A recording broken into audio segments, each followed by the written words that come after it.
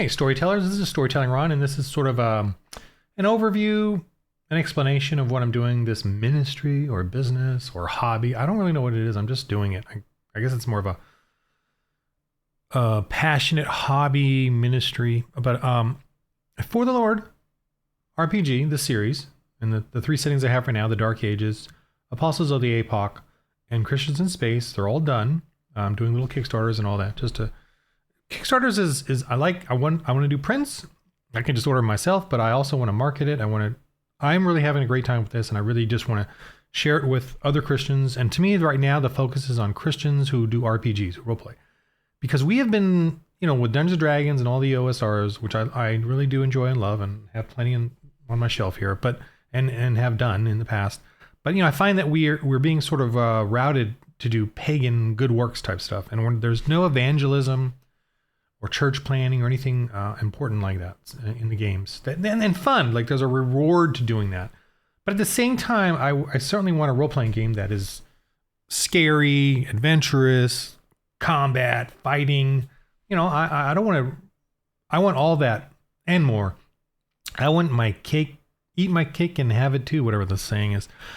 We as Christians really do have this opportunity to create a cool game that not only has everything they have, but then has evangelism and church planning and like the more important thing of creating a civilization, a civilized civilization.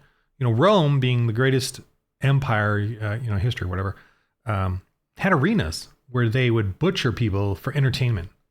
I know I'm being gross here, but I'm going to have to show you what paganism is all about. We're sort of erasing the history here so that we don't know this, even though it's returning in modern history, and we can also just see it.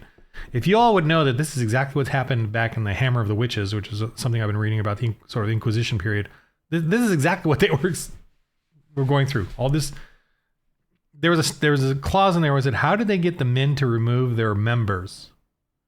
How did they get the men to remove their members, their penises? They were confused. The Christians were confused by how the witches got the men to remove their penises and act like women. They didn't know that, obviously the only answer they had was demonic. And, but that history is being erased. We don't know that yet. It did happen plenty in the past. We're thinking it's something new and evolved and modern today. No, it's been like that. So that's what I've studied because I'm delving into the past about Christians and missionaries. And I've only recently come across that myself, and I'm 54. And why doesn't the church or Christians know about this stuff? Why don't we know about what pagans have done in the past? Anyway, so my games are about trying to reveal that all to us Christians, so we know, we're aware, history is repeating itself, but also have a fun game. Just a cool, fun freaking game. This one's the Dark Ages, and I drew out this map of an Italian region and made it more cartoony and doodly. And it's one where you have to go around and plant churches and explore, and there's all kinds of witches, werewolves.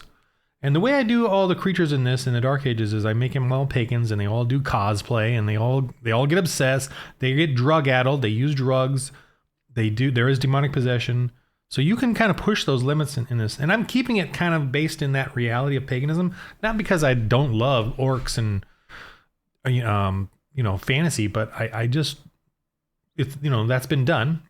I want to kind of show how we can do paganism and reveal paganism. I mean, to me, paganism in all of its brutal glory was way more frightening than our little fantasy, homogenized fantasy stuff.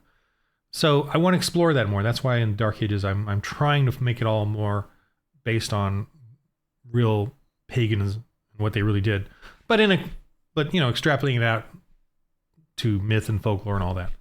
So I just am going to talk about this and just roam around here and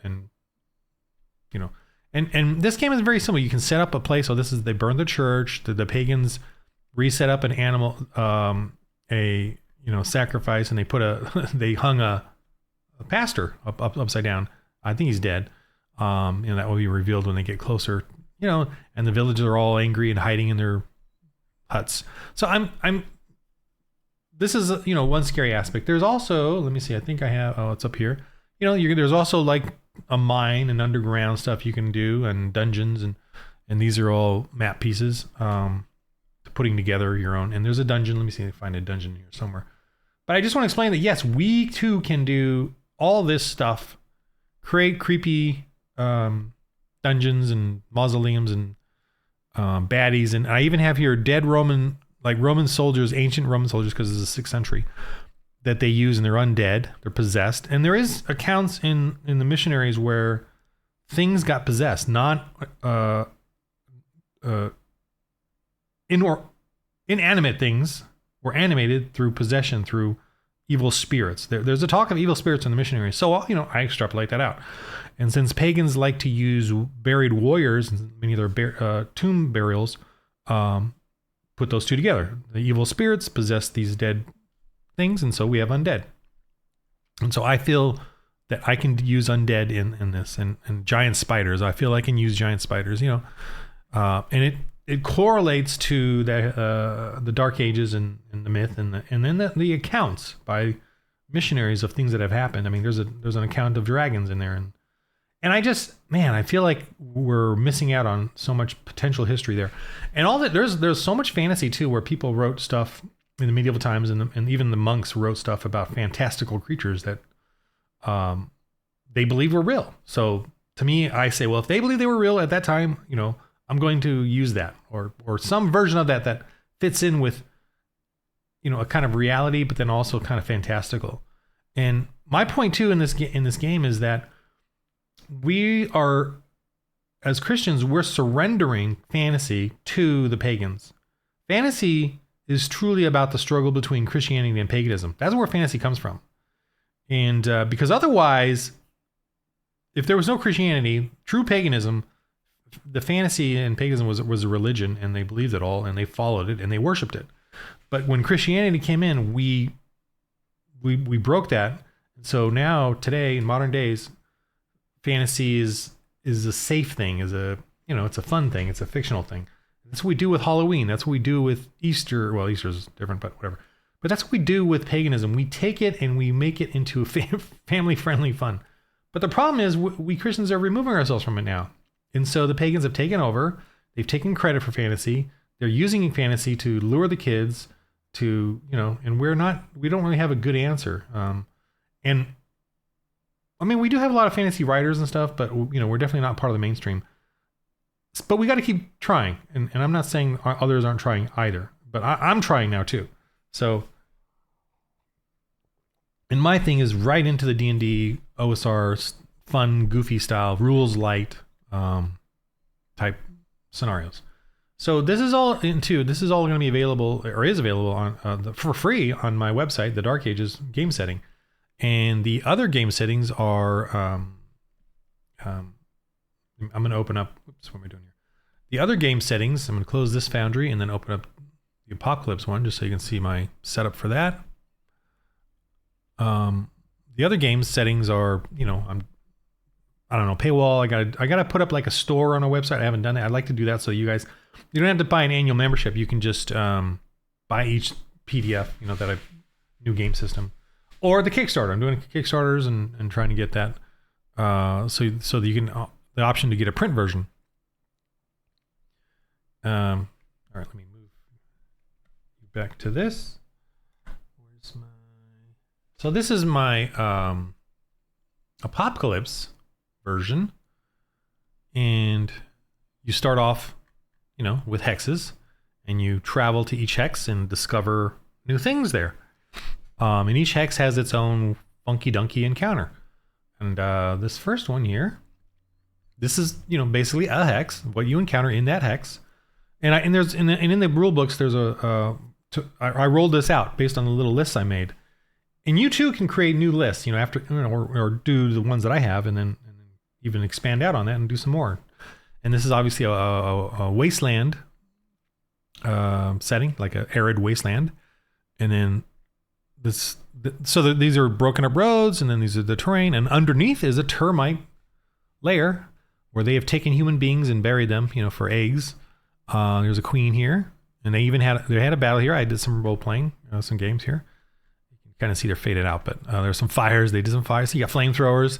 They had termites, and the termites were kind of humanoid, because in this one, in the Apocalypse one, you can totally do any kind of mutant beasts or mutant marauders, or just have fun with it. And then of course the Christians are looking for survivors to get them off of their paganism, because paganism is the default of human nature, right? We're going to worship anything. We're going to worship any creature, anything out there, create gods out of it. And I was thinking about that last night, how paganism is the default, and paganism will always create things based off of creatures, like giant turtle, spaghetti monster. I'm kind of referring to kind of modern stuff that people are. I know, what's his name? Stephen King kind of always mentions this big giant turtle thing in his stories.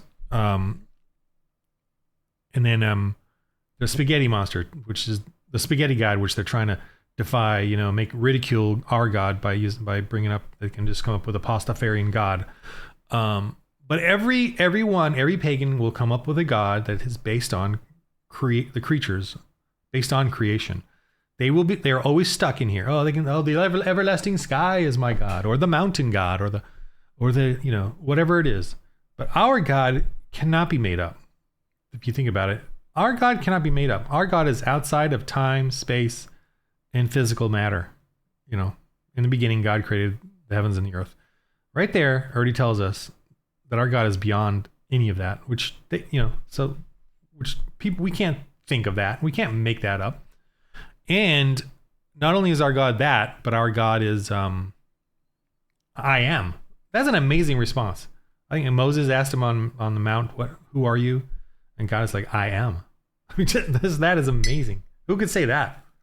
Who can say I am? That's an amazing concept. He just is, like, he exists. And and Jesus obviously is his corporal form coming to earth, but he is beyond all of that. The God, the Fatherhead God. So no one can make that up. Every pagan is going to make up some silly, ridiculous creature creation type thing. And that's how you create the suffering survivors of, the Dark Ages or space or the APOC game. They're always going to worship something nearby, something that oppresses them. And that's how you have to break them from that mold, and then create, and then get them to accept a church plant and build up from there, and then move on and go to the next hex. So if the players in the Apocalypse one succeed at converting the locals here, and then they'll set up a church, and then you now have that as your hex, so you own that as a church, and that'll always be sort of and there's rules in the game for it, but that'll always be sort of a support mechanism for you, and then you can move on to the next hexes. And that hex could possibly be attacked. The GM will roll, and then based on how secure they are, how many the hit points of that church, will it be able to repel the attack by itself, or will it need help and call you, or or whatever. That will be part of the network of radio communications as you move along and do your thing. And each time you succeed in an area and get your treasures, you can send some of that back to the church and give it more strength, so that they'll be able to repel anything or survive, as a church. So that's kind of a fun little thing that I've been that it's in the rules. And as you can see here in this one, there's a group that I did a series of games, and there's a group over here that accomplished something, and then they know about this hex through this other town, that there's some mutant marauders up here they got to go deal with. And, they haven't. But we ended the game series with them here. But it's really cool. And then this is going to build out, and they're going to keep traveling along. If you have a campaign, you can keep adding another hex. And the GM prepares, the GM does have to prepare all the hexes around, so when they decide which direction they're going to go, he's going to have something ready. And obviously he can repeat and use ones that he hasn't used, that he prepared over here or whatever, and put them over here if the rolls are the same or similar or whatever. But yeah, this is the Apocalypse one. Let me see. I'm going to go to, where is it? It's not on here. Let me just check this one out. Oh, this is the Mutant Marauders. They haven't come to this one. But I made, there's a bunch of tough mutants over here in this ruined area. I was expecting them to come from this direction for some reason. This is the road. Oh wait, this is a new one. This is a new one I did. Okay, old stuff. Where, man, I can't even.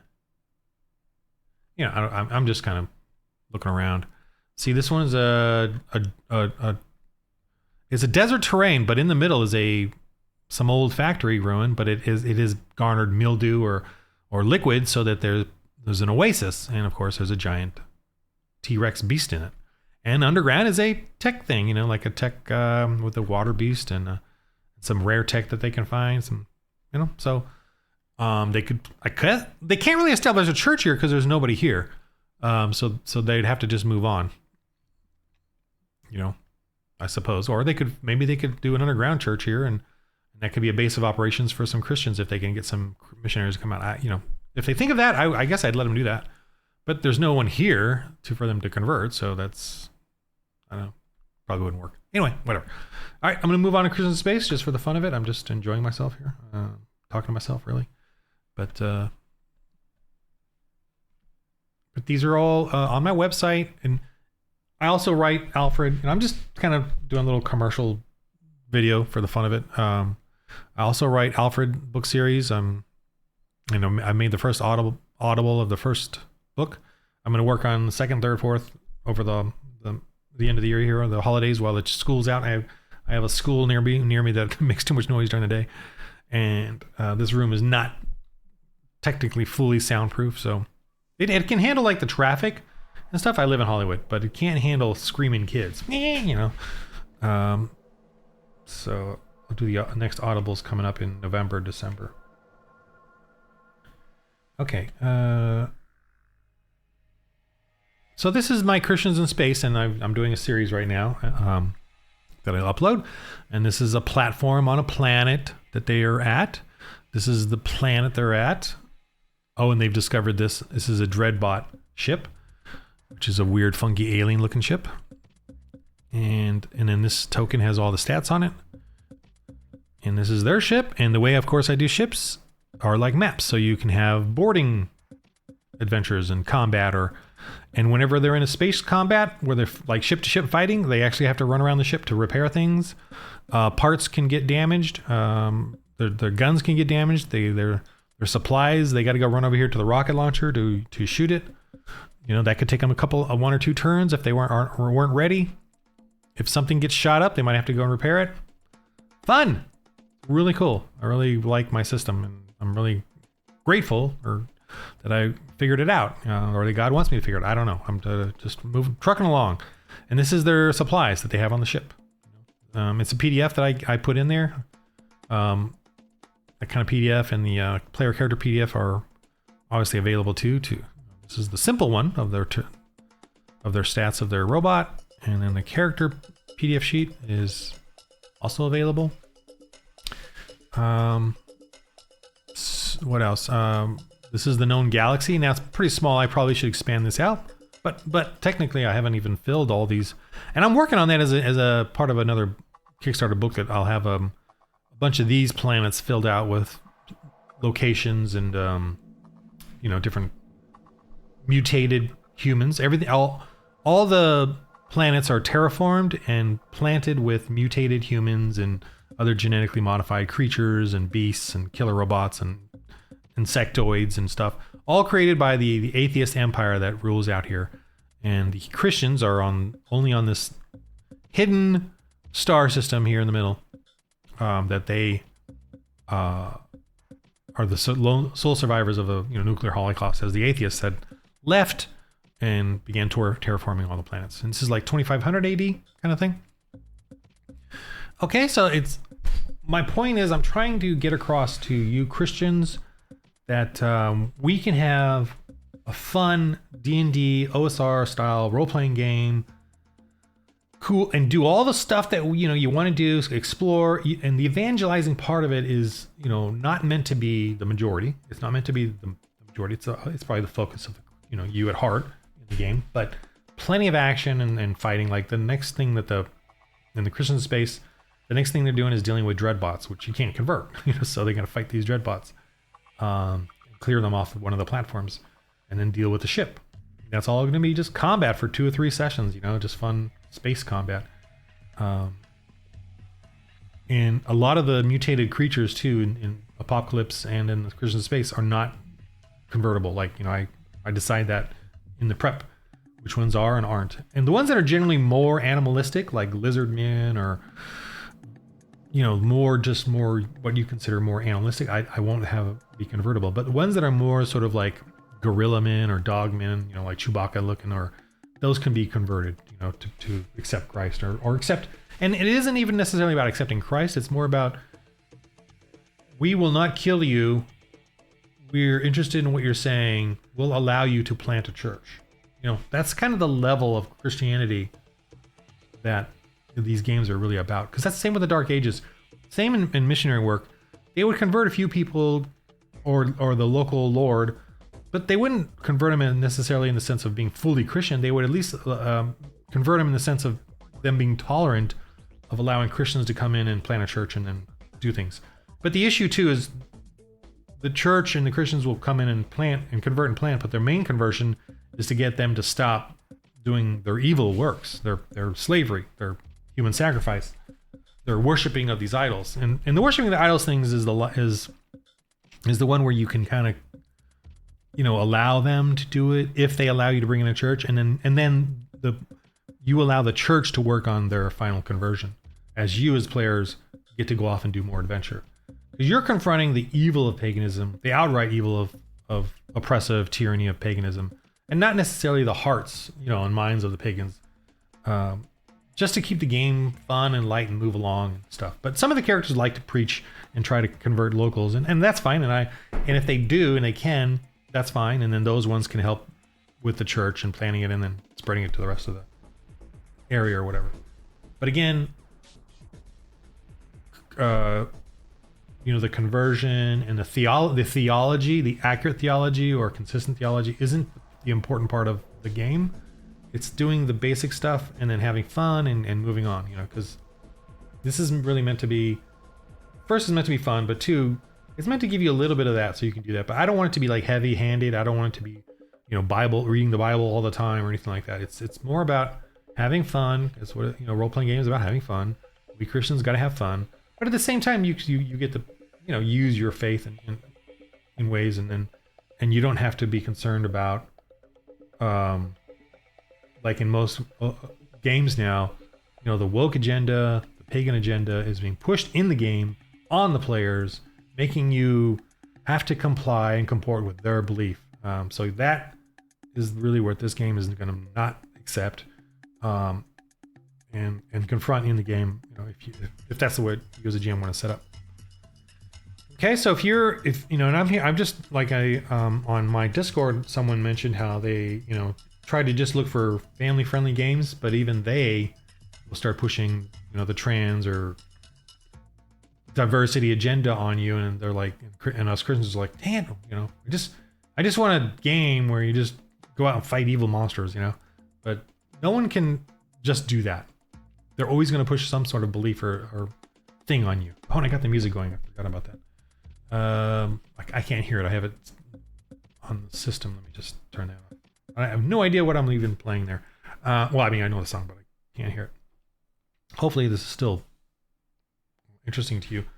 So that's my little talk. I got a weekend here where I'm going visiting my mom, and I just wanted to do a video to show you talk to you about what I have, what my thoughts are, my evolution. I don't believe in evolution, but my thoughts, my evolving thoughts in crafting this game and coming up with it. I came with it out of it. It started out of desperation because I saw all the woke stuff that WotC was doing with D&D 5e. And then I'm like, well, if I keep playing 5e and then getting my, keep pushing it on my family or friends, like or children in general, what am I doing? I'm just supporting something that, that's one that hates God or hates Jesus Christ. I need to do something where we honor God, we honor Jesus Christ, and we have fun and be silly and all that. So this game, For the Lord RPG, honors God, honors Christ, and honors and looks at the Christian missionaries, in the past, and tries to bring up, bits of that in this to get us all to think about how we as Christians really do have to deal with paganism and doing missionary and evangelist work.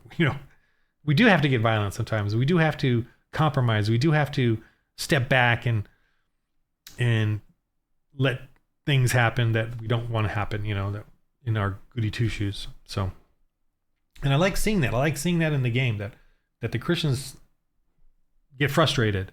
They get violent. They do the wrong thing. They, you know, they have. I like that because that's true to Christian history. And when we get judged for all the bad things we've done, we back off when the truth is, so what? So what? We're still doing good. I mean, we know we can't get too, you know, violent and crazy, and the ends justifies the means, but we're nowhere near what pagans do, you know, the non-believers do in that sense. Anyway, I could go on and on and on, but I better start doing some stuff and getting ready to go. So thanks for listening and watching, and I hope you can. I really do hope you could get the free game and start being a GM and start playing this with your kids, your family, your friends, and just, you know, make mistakes, be silly, try to figure it out. Don't worry about, you know, you should be around people who you can make mistakes with together as you play the game, as you figure it out, as you work it out. And when you're unsure about something, just talk to your sons or daughters or your family or your friends and, you know, is this working out? What do y'all think? You know, just, I really want you guys to play a game where you can honor the Lord in the game and, you know, and still be silly and have fun. Okay. And that's the goal of this series. Okay.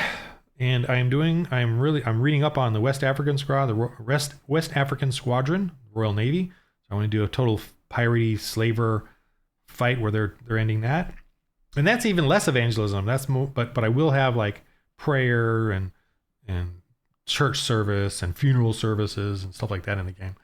Because they're not really evangelizing; they're trying to like stop slave trade, and that's pretty cool. I like that scenario. And then the other one I want to work on too is more of a 14th century Gothic Christian thing, you know, where the witches historically began their allegiance to Satan, not just paganism, but actual Satan in the Bible.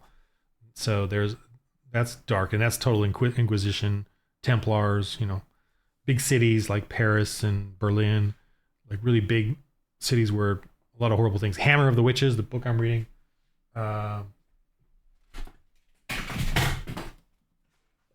This thick, voluminous book. I've only gotten, I don't know, 1/3, but a lot of bookmarks in there, man, of just wow, and how evil they were. I mean, this Morkborg. This is the real history. You know, this Morkborg is crazy, goofy, and it really helped me to simplify my game system. But it's very dark and creepy and silly. No, it's even got this on the back, you know, kind of evilly. But I really enjoyed it because this is actually the reality of this. You know? I want to do a game system like that. All right, so thanks for listening, and just that's what's coming in the pipeline. If I can, you know, try to get Christians to realize they can have a fun RPG out there that's simple but goofy and crazy, and I'm trying to keep the system. The system is every game setting will use the same system. Anyway, so that's it for me for now. Thanks for listening, watching my goofy slapdash videos, and I'm just enjoying myself. All right, remember the game of life. Roll holy dice.